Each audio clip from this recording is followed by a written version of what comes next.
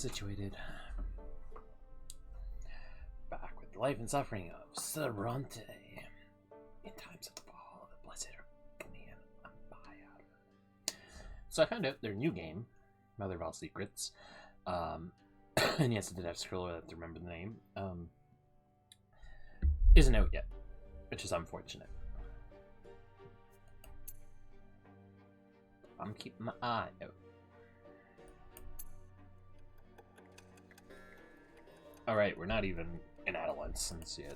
Ugh, we've died once. We're 6 years old and we've died once. Oh my.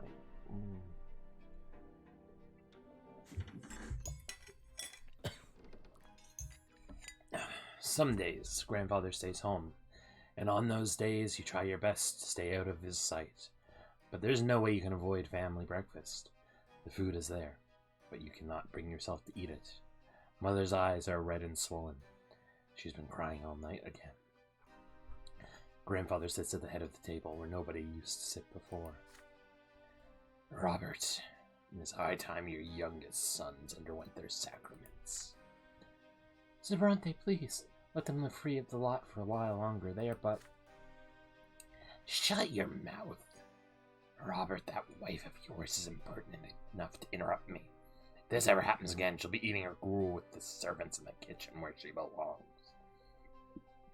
It's time you considered a real marriage, Robert. One to a woman of the proper station. Gloria drops her fork. Grandfather shoots her a scathing look. A tear rolls down Mother's cheek. Father does not look away from the plate. His hands clenched into fists. Baroness Elodar is one such woman. She's a comely widow, and a fine match. She's suing for her inheritance right now and could use proper support in a husband. You can keep your low-born Lydia around if you like. Servant, mistress, I don't care. I will not do that, Father. I am the head of the family, and the family is standing to a severe blow after you married that commoner. It is unthinkable. How could you give up the memory of beautiful Amalia Elborn for this lowly woman, that bastard child of hers? But now you have a chance to set things right. Don't disappoint me. Father nods curtly, trying not to look in Mother's direction. Father, I wish to see Stefan. If I find your conduct in the Baroness's presence satisfactory enough, then you may see him. She's coming for a visit tomorrow. Be prepared. Grandfather wipes his mouth with his napkin, throws it onto his plate, and leaves. Mother's lips move silently. Nobody says a word. Then Father stands up and orders you and the other children back to your rooms. You need to speak to Mother in private. Father comes to your room before bedtime. He sits on the edge of the bed and adjusts a crease on the woolen blanket. Could you imagine a wooden blanket? Ooh. He distanced himself from you after Stefan's departure, so you're not used to such attention from him. In the candlelight, you can see his face in the dark. There's a sour expression on it. My son, Baroness Emma Lodar, will be visiting us tomorrow. Please be polite and treat her with respect. Nathan will do as you do. I want this dinner to be as immaculate as possible. Don't let me down. On the next day, Mother starts dressing you, Nathan, for the coming dinner. You see red all around her eyes. She's been crying for a long time. It hurts just to look at her. Nathan starts whining quietly. You and Nathan are dressed in new doublets, your tousled hair brushed into shape. Gloria still stays in her room. Father appears wearing his best suit. Mother is in a humble brown dress, looking pale. Grandfather has an uncharacteristically contented look about him. You hear the sound of wheels and hooves against the cobbles in the yard. And a pair of dainty heels comes clacking. The antechamber is completely quiet and still fearing Grandfather's observant eye. Door opens. You see your guest, a beautiful dark-haired woman in a dress of elegant deep blue. Father takes the hand of Lady Elodar and kisses it, showering her in compliments. Grandfather's face is beaming in her presence. No one even bothers to introduce Mother. Baroness, allow me to introduce you Robert's sons, Leon and Nathan Brante. Frankly, it's his eldest, Stefan, who deserves the most attention, but currently he is studying in Materna with other young noblemen like himself. If It's my hope that his younger sons will also make me proud one day. Grandfather eyes you with a probing look. How will you act in front of the Baroness? How will you accept her here next to your mother, father's rightful wife?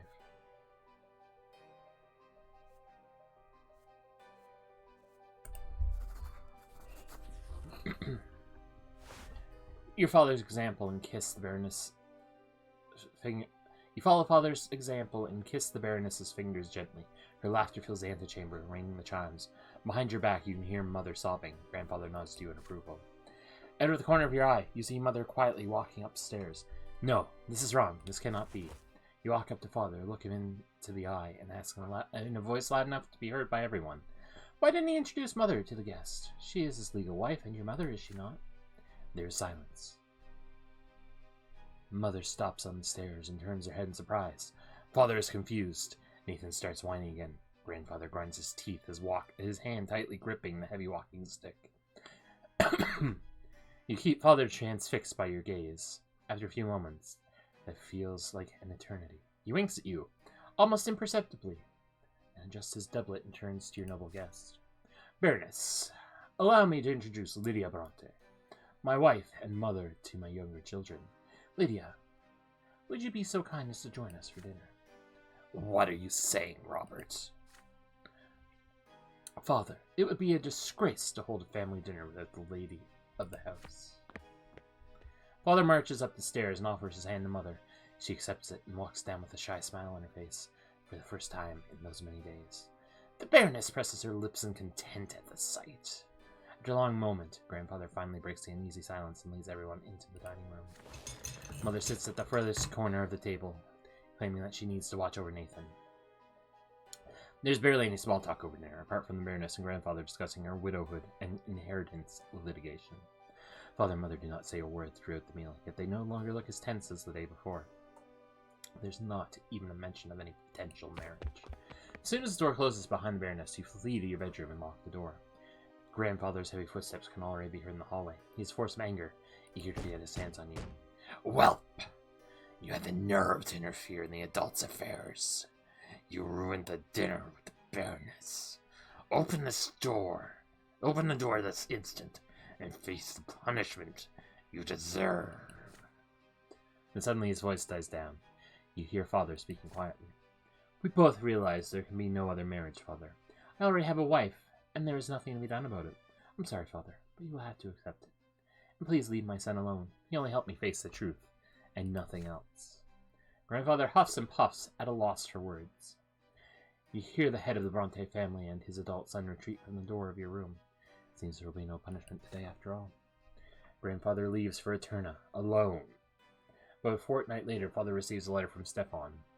It seems Grandfather told him about the incident with the Baroness, and so the letter is full of ire. He writes that you have reminded high society about Father's marriage to a low-born woman, and now the family's reputation is at stake. Father winces when he reads Stefan's letter, deep in thought. But Mother is smiling again because of Father's actions. Her joy a quiet, happy glow. Well, it ain't all about honor. I mean, there's a thing to honor, but if you can't have honor in the house, what does the honor beyond mean? The kaleidoscope. Father now checks on your studies often and nitpicks you for sitting or eating or speaking in an incorrect fashion. Once he becomes so annoyed, he says that he wishes Stefan had been the one to stay home instead of you. You never expect to hear those words from your father, of all people. Grandfather's trip to the capital took longer than expected. Feels lighter around the house without his presence. You allow yourself a little change of scenery instead of your room. You now busy yourself reading and calculating in the sitting room across from the open door to the yard. Gloria has joined you today. She has already helped you progress through several complex passages in the book. Right now she seems preoccupied with Strange Tube. Are you hurt by the way Grandfather treats you, you ask? Grandfather always says they should get rid of me. I'm used to it now. He hurts you a lot worse because you're closer to him. I just have to stay out of his way, that's it. She shows you the strange tube she has been holding all day. Look, it's a kaleidoscope. I got it as a gift. Want to see inside? Excited by the idea, you close the book and peer into the tiny hole on one end of the tube. You guys see a multitude of intricate patterns. Each turn of the tube reveals a new web of interwoven colors. They mesmerize you. The kaleidoscope turns the fire burning in the fireplace into a cavalry made of flames. You're riding at the front of the fiery horsemen, ready to face the enemy. Grandfather's face emerges from the intersecting lines, and you swing the kaleidoscope like a sword, cutting it in half. Now you look at the blue sky through the window. Patterns are unending, secretive, and calm. The endings... oh my, I can't even speak. The patterns are unending, secretive, and calm and peaceful, just like Father smiled before Grandfather's invasion. Deep blue gives way to a scattering of gold, radiating gentle warmth like Mother's arms. This fleeting beauty, too, soon gives way to a hypnotic pattern. Again and again, you see your family in these interconnecting figures. As they come together and break apart. In the middle of this golden glow, you see Gloria's green eyes gazing at you observantly. Your sister left you long ago. The books are abandoned and time slips away unchecked, but you're still busy peering into the kaleidoscope. Order emerges from the chaos before your eyes again and again, but you cannot preserve it, no matter how you try. You're caught in an inner conflict. There's so much that can be done with this kaleidoscope. Should you take it apart or ask Gloria how it works? Should you, or keep enjoying the patterns it shows you? You still have lessons today.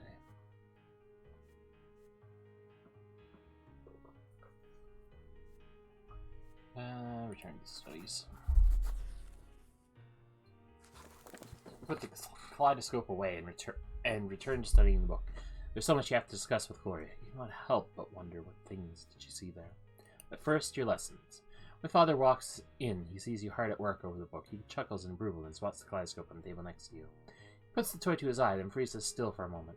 It takes him an effort to put it back down. Then he praises you for being diligent and leaves.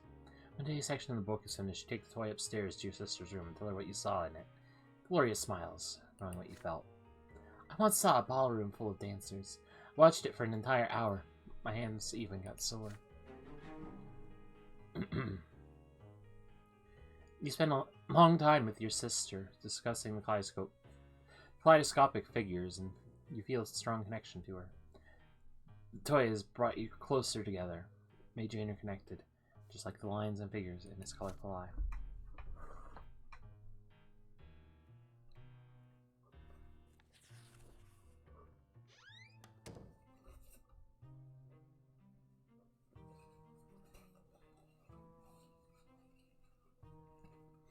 Oh, my voice is trying to give up on me today. Perfect day for reading heavy. Man, everything I'm doing right now is pretty reading heavy. Grandfather's visits are no longer a cause for fear and panic in the house. He's become something you are used to, something nagging yet not unordinary. Like a splinter, or a stain on your trousers. The tension still remains, however. Sir Gregor's disdain for everyone in the house is so palpable it almost stings to real. Your lessons with the tutor are done for today. You're walking down the stairs when you spot Gloria peeping in the sitting room through a slightly open door. You sneak up on your sister and tap her slightly on the shoulder. She's startled. Oh, it's you, Leon. Look, Sir Gregor's eating something. Grandfather is sitting on the sofa, flipping through a book with one hand and reaching for a glass bowl with another now and then. Inside the bowl you see candied fruit, a sweet confectionery forbidden to the common estate. Like all sweet things, yet Grandfather's face shows no pleasure as he keeps consuming the high-born treats. The clock strikes 3. Grandfather rises from his seat, puts away the bowl on a shelf, and leaves for the yard. He always takes a walk in the city at this time. Gloria nudges you with her elbow and looks at the candy bowl when you look at her. First emotion you feel is fear, but next comes curiosity, and it is stronger. Stefan used to boast that candied fruit tastes incredible. Now you have a perfect opportunity to try it. You try a candied fruit first. The sugar starts to melt as soon as you put it on your tongue. It's so sweet. You've never eaten anything as good as this. Take the whole bowl off the shelf and give it to your sister. She takes the fruit and brings it to her mouth carefully like a rare treasure. There's a thumping on the stairs. Footsteps accompanied by the knocking of a walking stick. You have no idea why, but Grandfather is back. You quickly hide behind the sofa and pull Gloria after you. She is frozen in place with the bowl in her hands. The door opens. Grandfather's menacing figure advances on Gloria. His hand seizes her arm. You squalid, ungrateful, low-born child. How dare you bite the hand that feeds you? You and your trollop of mother would be sleeping in a ditch if it weren't for my spineless son. The sweet and pleasant things in life are for the noble estate, not for the likes of you. Did you forget your lot? His hand swings and hits Gloria on the cheek. She falls to the floor right next to where you are hidden. Her fingers glisten with the warm melted sugar that brought you here. Grandfather advances again, his walking stick ready, but then he sees you huddling behind the armchair. Please don't hurt him, Sir Brante. This is all my fault. He tried to stop me. You can already see a bruise on Gloria's cheek. This is only the beginning of her punishment. Gloria was caught red-handed, unlike you. You can still avoid your punishment.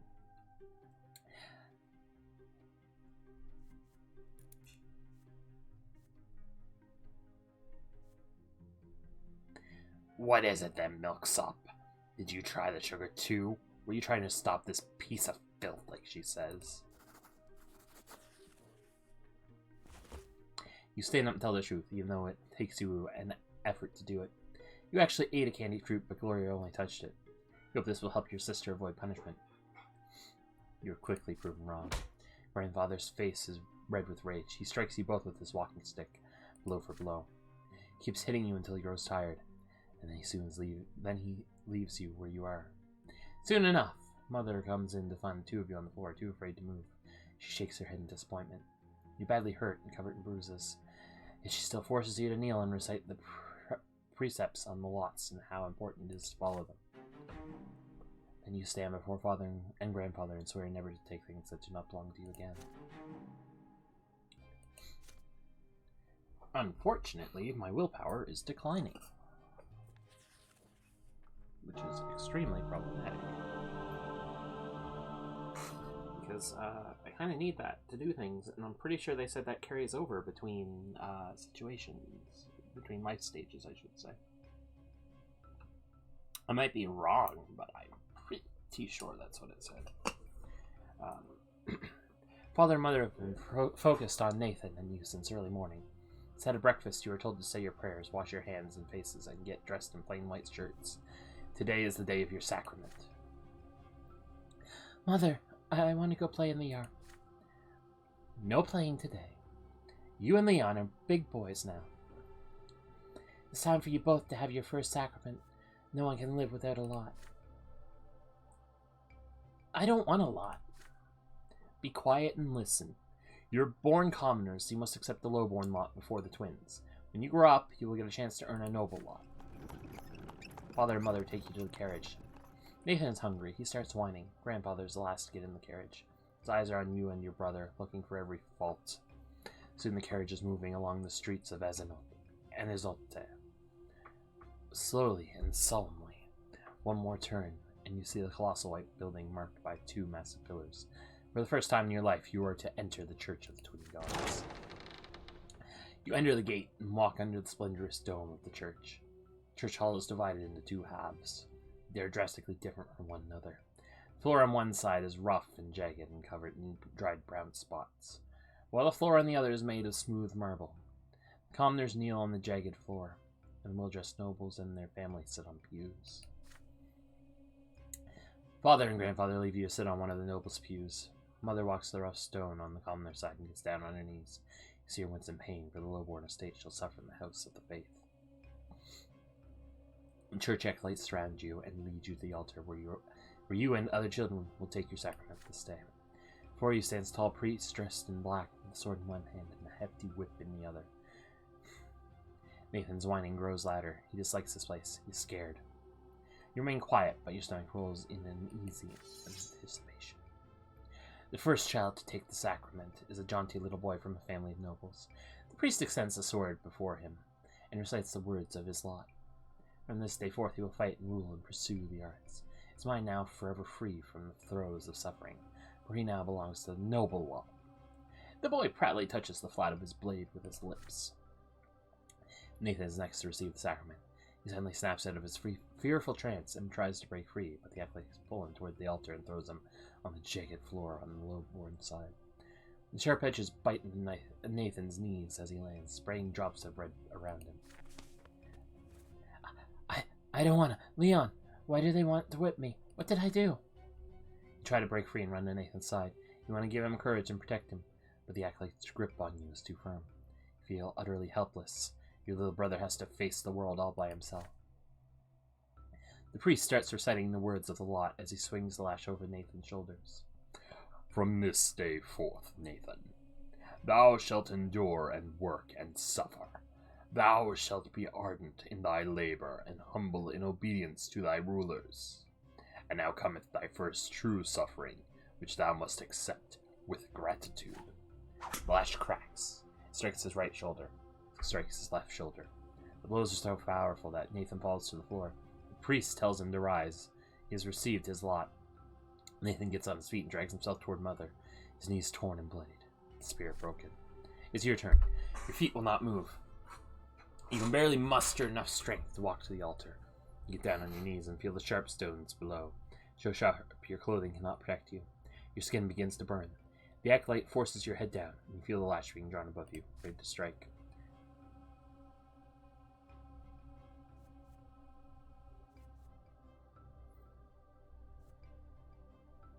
The priest's words are for you now.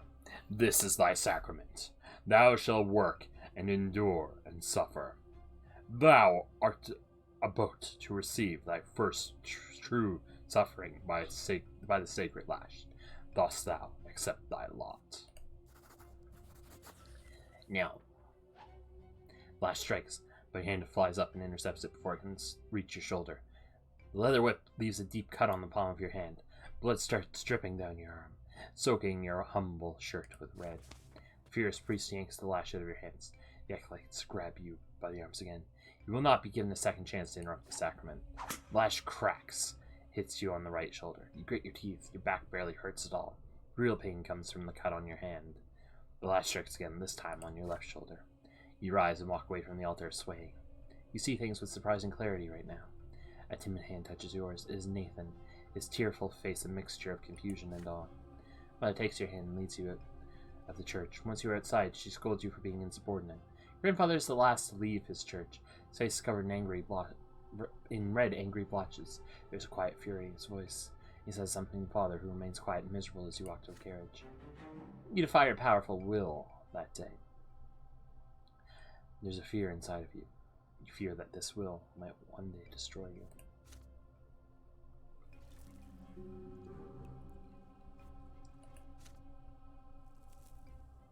But yeah. It's like the mark left on you by the sacrament takes a long, long time to heal. Mother says it's a reminder of your lot, suffering and sufferance, pain and patience. Gloria shows you the mark of the lash on her shoulder one day. It will never disappear. You are a commoner now. This is the lot you were born into. But Father keeps telling you to study hard so you might yet earn a different lot and become noble of the mantle. You recall the past with warm sadness when Stefan still lived with you, and when he wrote to you, for a short time after he left. Now he thinks it beneath him to write to the commoners and his family. Mother didn't lock herself in the bedroom as often back then. This changed shortly before Nathan was born. But most importantly, you missed the time before the terrifying figure of your grandfather was constantly looming over you. You learned the true power of Lot only after the head of the family's arrival. In grandfather's eyes, no commoner deserves to be treated with kindness. Is this just him, or is it the way of the entire world? The very thought makes you queasy. You're older now. And what's more, you are an older brother now. You learned how to care about someone else, how to teach and protect. Soon you are a small boy no longer. As the days pass, play gradually gives way to laborious studies. Now your choices will decide your place in the bizarre and ruthless world of adulthood. Your childhood years are over.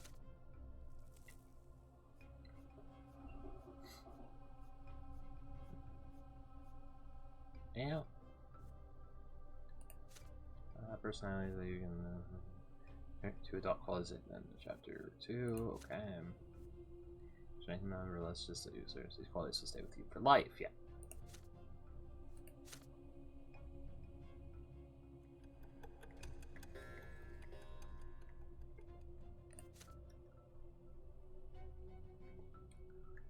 was growing up fast. The school, the streets, and the whole wide world awaited me beyond the gate of my parents' house.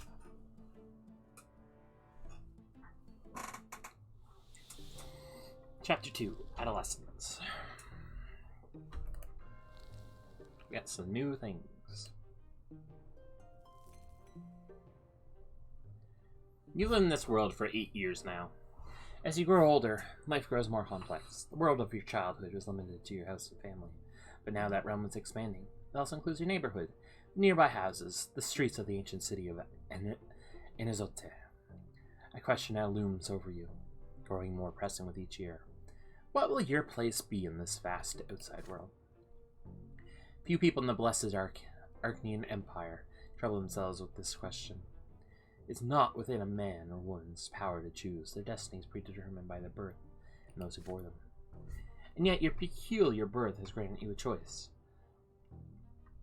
Your father is a man of nobility, a worthy example in matters of duty and honor. Your mother is a commoner of lowly estate, humility and patience made flesh. And your sky is ablaze day and night with the light of the shining pillar, the beacon of the clergy. Your back bears the mark of the lash. Will you accept the drudgery and suffering that is the lot of the lowborn for your entire life? Or will you follow in the steps of your father and your father's father and fight for the right to serve the empire as a noble at the mantle? Perhaps will you follow the twin god's word and offer spiritual guidance to others? The answer lies out there in that vast, terrifying world. What awaits you beyond the walls of your home? To relations, I have none. I got a map of the empire now. We're living down here. The province.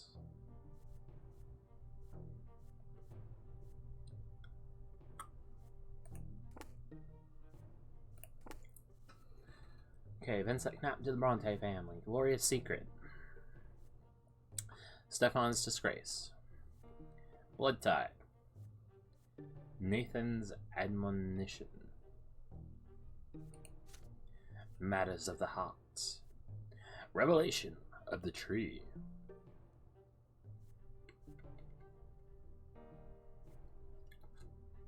And Sophia saved.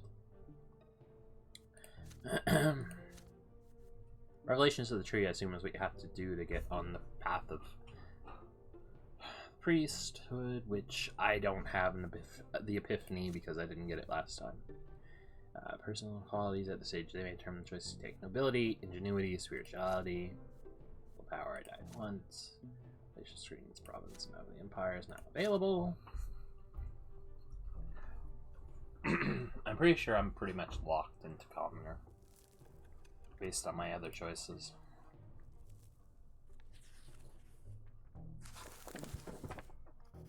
The boy down the street. The family expects more and more of you as you grow up. The teachers and tutors hired by your father keep you on your toes all the time. Your life these days is dedicated to studying for your future, for the future of the Brante family. Your younger brother Nathan keeps growing up too. You can hold a conversation now. You never refuse him when he comes to play, provided you have a bit of free time between your demanding lessons. It's a rainy day today. Father and mother have gone to a ball, and they left Nathan in your care. You lose track of time over the books in the sitting room, and Nathan goes off alone to splash in the creek. Soon you hear his voice begging you to come outside. He's on the porch, sobbing all covered in dirt. You walk up to him and take him his ball. It's all that kid. He pushed me into the dish and called me names. He said I was a fancy pants fool. I said I'll call my brother. He's still there. You have to go punish him, Leon. Nathan points at a lopsided wooden house further down the street where the poorer artisans live. You see two boys lingering there on the porch. They are clearly both commoners, but far from poor. One of them is almost as tall as Nathan, and he frowns in a funny way, just like him.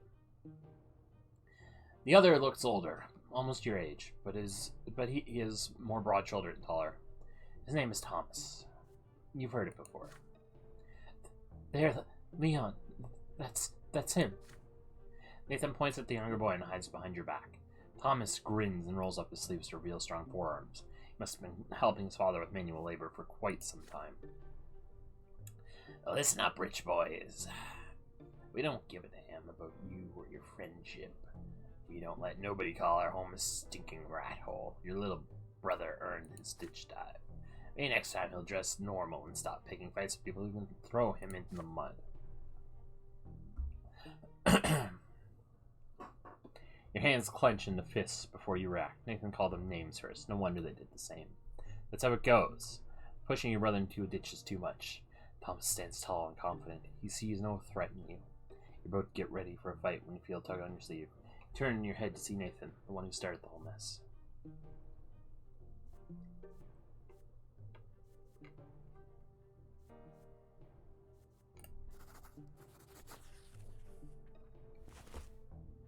The quarrel can be resolved peacefully. You turn to Thomas and offer to solve the problem like adults. His brother will apologize to Nathan, and Nathan will apologize to him in return. There is no need to fight anymore. And you will give Nathan peace of your mind when you get home. You and Thomas are all grown up and should act your ages say. The blood rushes to Thomas's face when he hears this. Act our ages say? Are you calling me a baby? You better shut your trap. That's all he says before he attacks. You barely dodge a fist flying at your face. You start trading blows, huffing and puffing with rage. The younger brothers gawk in awe at the sight. Thomas does not resort to fancy moves, dirty tricks, or stupid taunts. He displays nothing but skill earned in many a street fight, and his heavy fists aim for your head. You keep dodging him again and again, trying to reach him. He takes a couple of glancing blows, but easily shakes them off. What a bruiser. You start swinging your fists with greater and greater fury. Your heart is pounding like a hammer. You see nothing but the foe in front of you. How much longer will this take? You're worn out. Your breath grows ragged and your muscles grow heavy.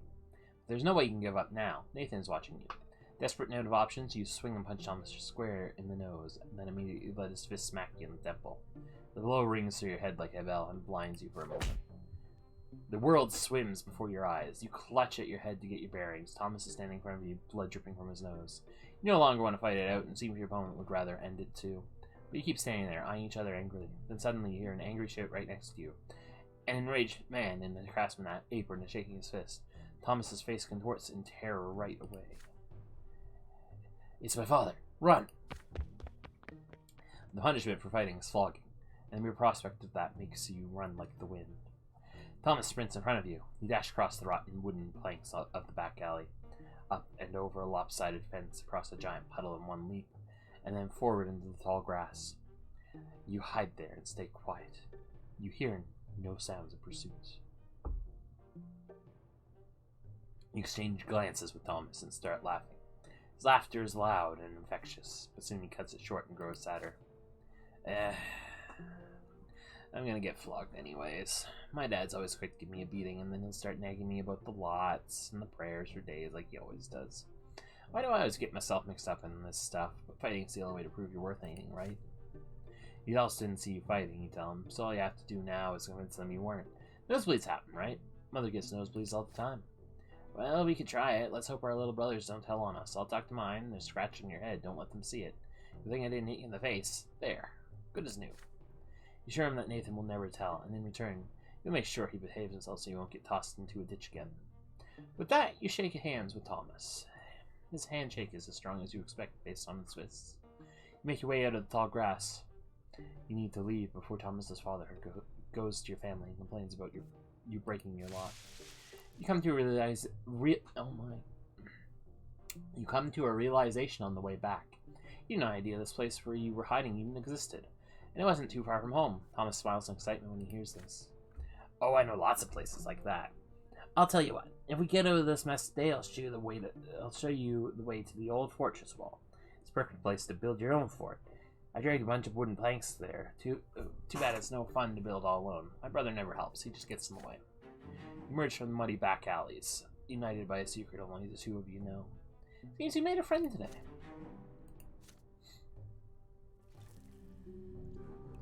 You made a friend today.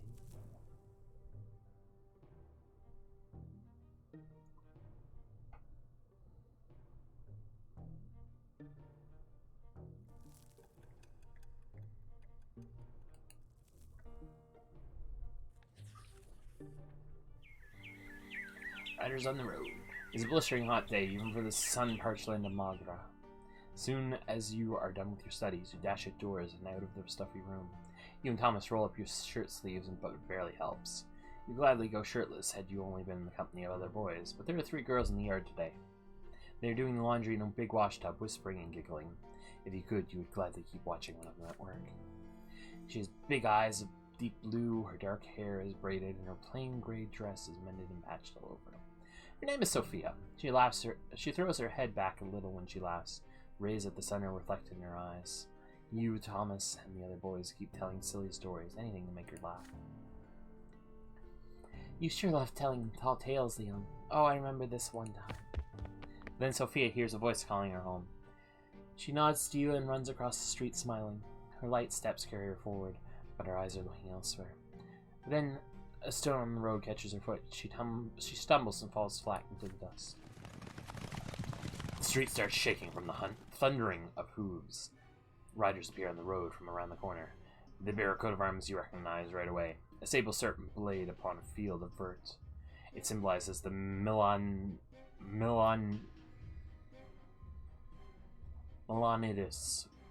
dynasty, the family of your province's archduke. The horses dash forward. A lost wooden toy on the road cracks under their hooves. You must slow down. They are the nobles, and the rest must make way for them. Sophia is in their way just now. Is now starting to get back on her feet. Mother's crying for her desperately from behind the fence door. She freezes in terror. The riders surely see the girl. Are they going to stop her? Or are they going to trample her? In only a few moments, the beautiful girl will be toppled, trampled, and crushed. I can't. Shield.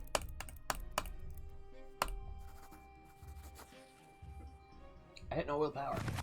You stand frozen by the roadside, unable to look away as the cloud of dust covers the entire street. You feel as if a massive, maddened beast whipped into a merciless frenzy has just passed you by. You hear no screams, no cracking bones, nothing but the deafening din of the hooves. Once the horses are gone and the dust settles, you can finally see the road again. And the repulsive blob of blood, flesh, and bone left on it. You can still see traces of Sophia in that mess, her dark hair, the remains of her dress. But it's no longer her. Sophia's earthly remains slowly dissipate and melt into the air. Her mother's eyes are filled with grief as she watches. She hunches over and slowly walks back into the house. You can still hear the riders far away down the road. None of them even bother to look back. Your friends walk away at a loss for words. You make your way home, dazed by what you've seen. You're still dazed as you retell these events to Mother, unable to look up from the floor. After a moment of silence, she embraces you and calms you down. Poor girl. What a terrible, painful death. But you must know that it was not her true death. By the twins' mercy, we are all given enough time in this world. Should you die before your time, you will be brought back by their grace. But 3 times they will rescue you from terrible fate. But the 4th death is true and final for all. For every loss of life we were granted at life we were granted at our birth is a heavy blow to us. The gods told us not to mourn a lesser death. Everybody will keep on living as though nothing has happened, even Sophia's parents. Their family is poor and they have no family crypt like we do. When the girl's soul comes back to life, her body will be reborn in the city church with all her wounds healed. Do not mourn her, my son, but thank the twin gods for their justice. You see Sophia by her house a few days later, and she looks completely fine without so much as a scratch. The other children tell you that her parents now forbid her to leave the yard after dying such an early first death. You call out Sophia's name. She looks at you briefly, then walks back inside. Sophia never talks to you again. Sorry.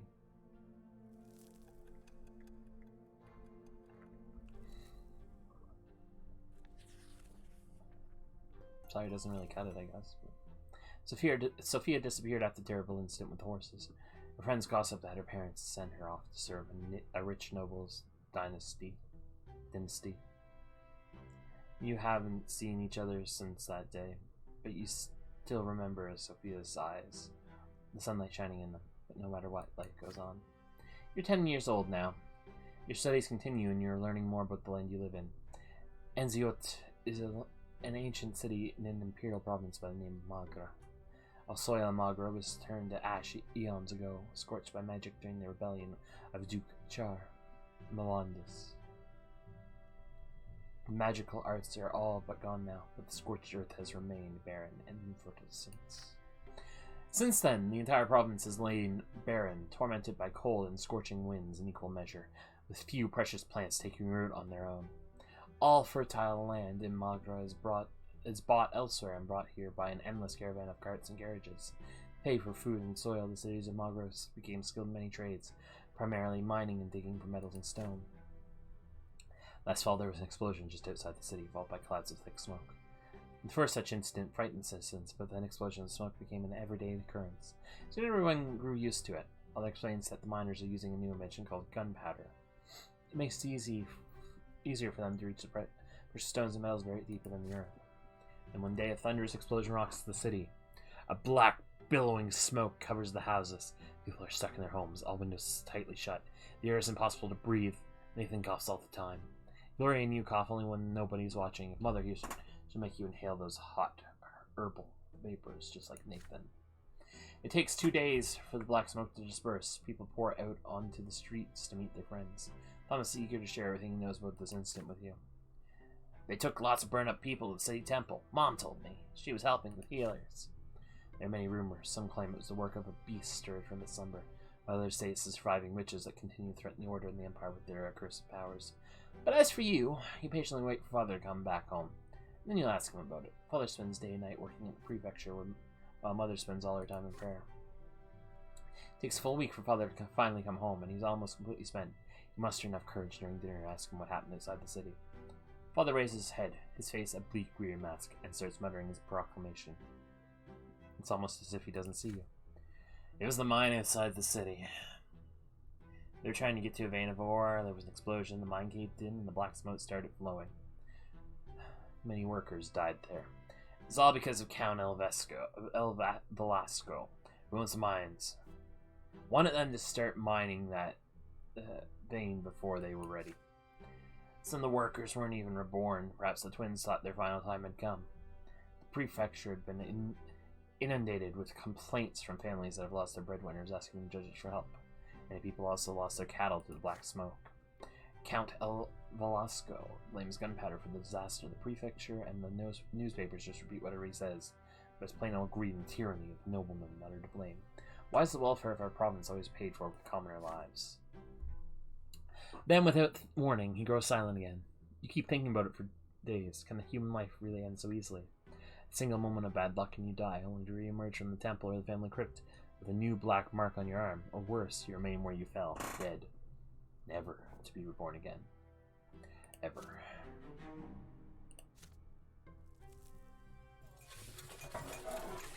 Stefan's arrival. During lunch, Father tells you to stay home in the evening and prepare to meet some important guests. Your elder brother Stefan will return home by dinner tonight. Joining him will be your grandfather, Gregor Brante, as well as a noble friend of the family. You're excited about your brother's return. It's been years since you last saw him. How has he changed during his years away from home? You and Father wait the guests anxiously. The doorbell rings. 3 people are standing outside. Grandfather's first to come in, naturally. He's not changed a bit since his last visit, still eyeing the house with contempt, looking for any reason to demean it. Grandfather is followed by a stately young man dressed in a jacket embroidered in silver, whom you barely recognize as your brother. Stefan casts a glance at your threadbare clothes, your dirty fingernails, and smirks. The last tenant of the house is a personable gentleman with a worn-out, wrinkled face. You've heard a lot about this man from Father and Grandfather.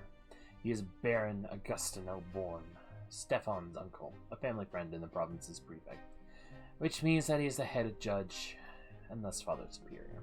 Sir Elborn smiles lightly and offers you his hand. And this must be your younger son, Leon, yes? You have your father's eyes, young man. Father bows slightly to Grandfather and Sir Elborn, but there's a moment of quiet when Stefan's turn comes.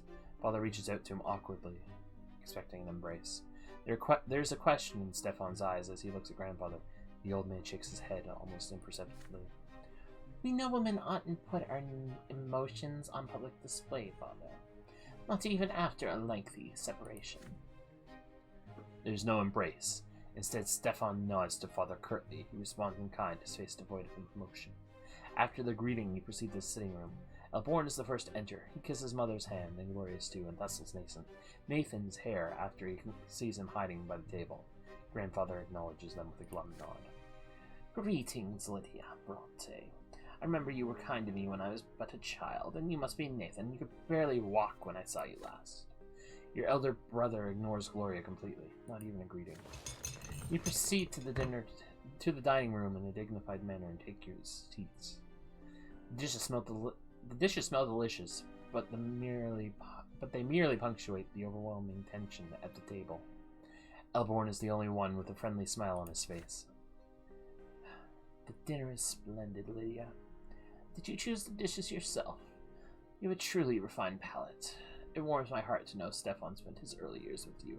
Womanly care always does a child good, no matter the estate. Your fork freezes in the air halfway to your mouth. You expect many things from a noble with a sword, but words of praise for a low-born woman, not one of them. Cast a glance at grandfather. He looks like he's about to choke on those words. It would do my grandson more good to stay at a boarding school among his equals. Please, Gregor. Parenting is no less important. Nothing can replace a mother's love. I cannot deny it. It saddens me greatly that my late sister could not be there to raise Stefan, but there was still a family for him. He was surrounded by love. How could that be bad? And besides, his father was always by his side. A father's example is always the best, after all. Robert earned the judge's rank the same way you did. Your grandson will surely follow in your footsteps. And who knows, perhaps even the younger men of the Brante family will contribute to the... You clumsy, low-born cretin.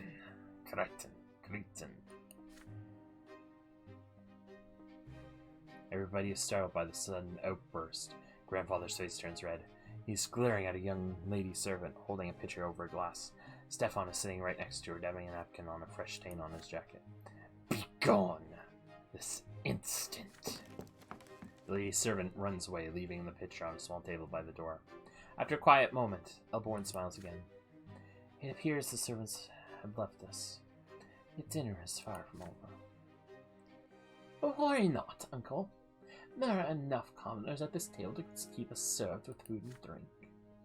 Stefan glares at Gloria across the table. She is sitting right next to you. She shrinks down and hunches over under his gaze. Father furrows his brows. Mother covers his mouth with trembling hands. Grandfather sneers. Stefan's gaze does not move. The silence lasts far too long. Then, she starts to raise from her chair. If the Brante gentleman so wishes. Your hands clench in the fists on the table. How can he bring himself to humiliate his own family, his own mother and sister like this? It is all grandfather's doing. Stefan could not bring himself to embrace father without his permission. And yet they are noblemen, and they have the right to act this way. If there is any way this dinner can become even more unbearable, you do not want to see it.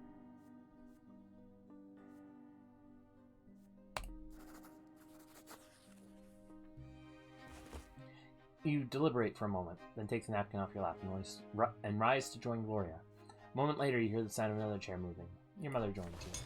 Three of you now refill glasses, serve food, and clear away dirty dishes. Sir Elborn tries to make small talk with father, but in vain. So he focuses his attention on grandfather and Stefan. Grandfather is pleased to inform him of Stefan's achievements at the boarding school, especially his exemplary sword fighting skills.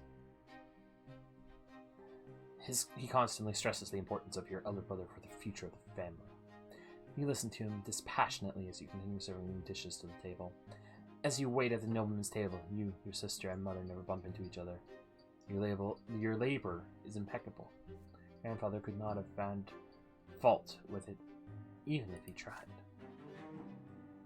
One of these days I'll be able to talk. Your shoulders and back are arching, but being a manservant inside your own house hurts even more. When the guests finally leave, Mother and Gloria embraced you with relief. You did not neglect your relatives and share their humiliation, and the composure that you have shown gave you new strength. Hey, willpower.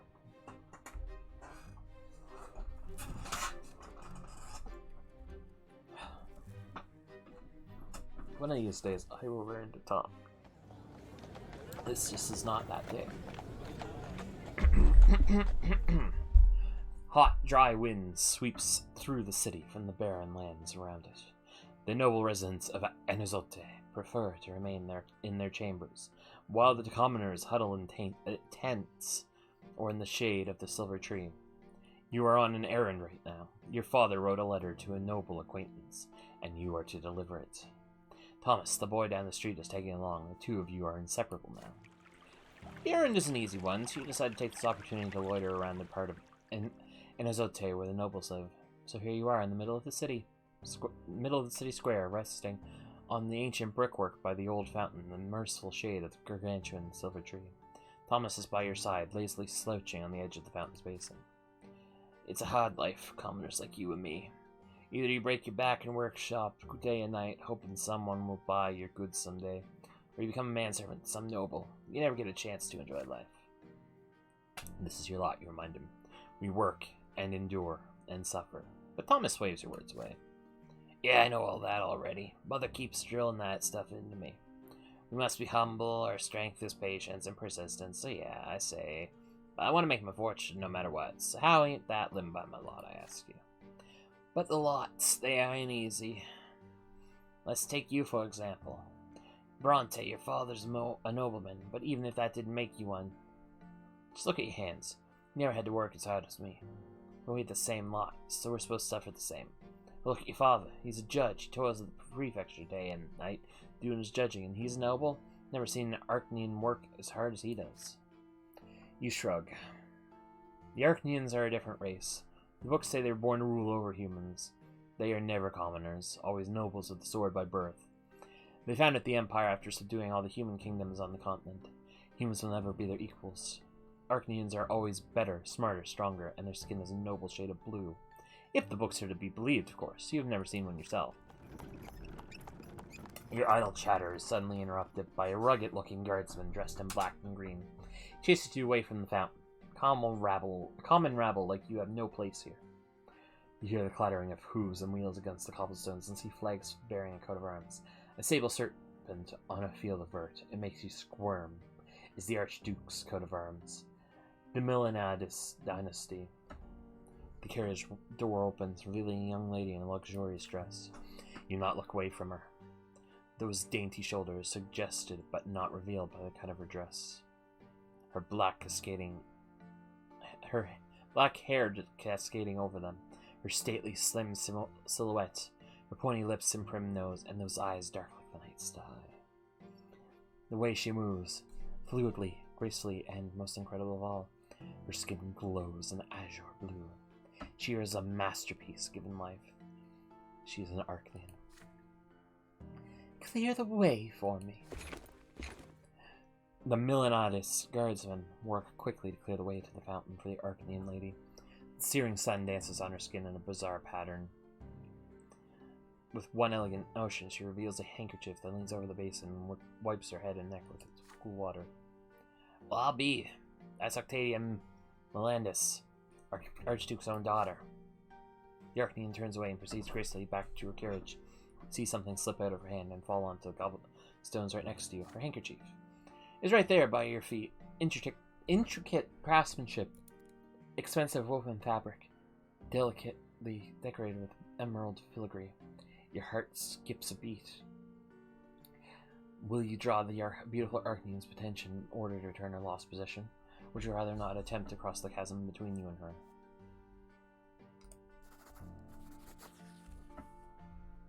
It takes a moment to overcome your fear. You follow the young lady Melandis and call out to her in a nervous voice. She turns around, her beautiful face marred by a puzzled expression. You extend the dropped handkerchief towards her. Lady Octavia's face contorts into a sneer. She signs to the guardsman indifferently. The guardsman, gauntly clad hand, slaps you in the face. It rings your head like a heavy bell. Your nose cracks obediently under this staggering force. The rest of you follow suit, and you fall prone. You can discern the guardsman's voice through the painful din in your ears. Should I take the handkerchief back, lady? After commoner's hands have fouled it, let him wipe himself with it for all I care. The carriage drives away. Thomas runs up to you and drags you back to the fountain. It is still raining from the blow. The fateful handkerchief is still crumpled in your hands. Ow.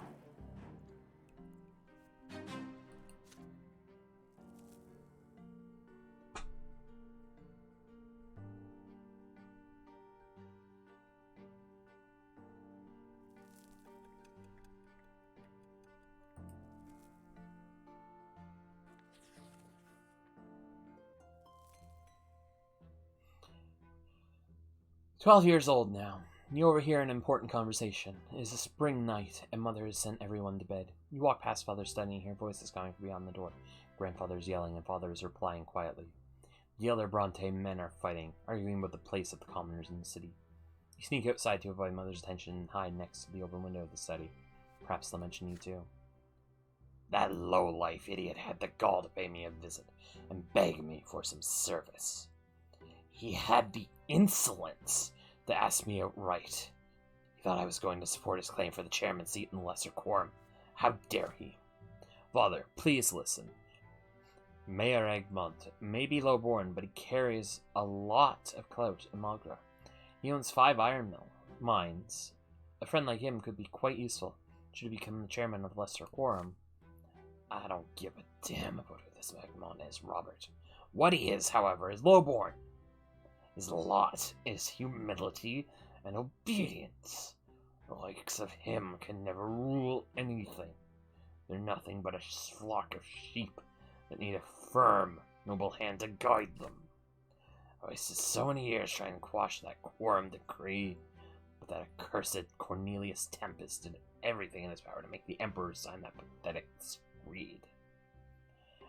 Now, even lowlifes can wield power. True power, Robert. Just the right to discuss the size of the Archduke's tax, nothing more. That is only the beginnings. What next? Are they going to arm the lowlifes now, make them into judges? If the Empire rejects the foundations and the lots, the entire edifice will crumble. Ah, who am I telling this to? It is already crumbling, and you, my son and heir, are a harbinger of its destruction. Father, I'm begging you, I do not wish to marry a 3rd time. Lydia is a good wife and a dutiful mother to my children. If you would only allow her to, I will allow them nothing. Neither Egmont nor that freeloading wench of yours. What will you want me to do next? Live by the laws of the lowborn? I can already see where this is going, and I'd rather run my own sword through my gut than live in a country where nobles and lowlifes share the same rights. My only dream is to see the name of Brante in the Blue Book. That dream will never come. They will never call me Venerable El Brante. It's all because of this marriage of yours. My only hope now is to hear Stefan addressed in such a manner one day. Thank the twins I didn't let you ruin the boy. He's about to grow up a true nobleman. His children will bear the name of El Brante. You have 2 more grandsons. Those spineless milksops from the common law. They're incapable of anything. The best your middle son could do is sneak into the Imperial College and get ennobled by the mantle. Although I have grave doubts about even that. As for the downtrodden Nathan, I hold out no hope for him whatsoever. Your grandfather's heavy footsteps, the thudding of his cane, and the slamming of the door. It's time to sneak back home before you're discovered.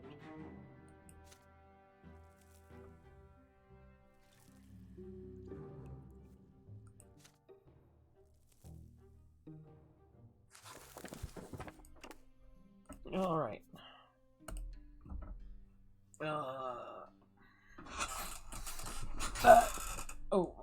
Is we're going to call this one for today, after I've stumbled over my words like 5,000 times. That's how it goes. No stream tomorrow, but we'll be back on Sunday at a regular time with Yes, Your Grace. I'm looking forward to it, and I hope anyone that pops in will enjoy. But for now, thank you for watching, and have a good one.